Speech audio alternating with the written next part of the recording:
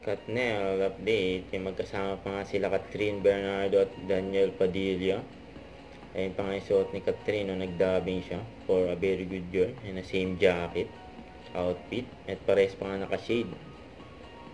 Magtangi, Katnel.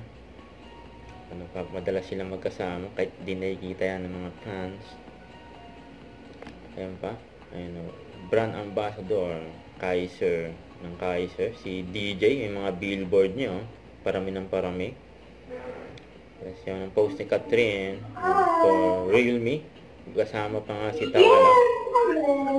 Ayan, cute ni Tawala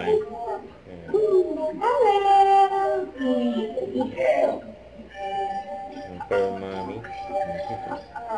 Ayan, bagong labas na model na phone, Realme 11 Pro Series 5G. Huwag kalimutan mag-subscribe, click ang notification bell para lang update po ang Richard Reaction Vlog. Bye guys, thank you for watching.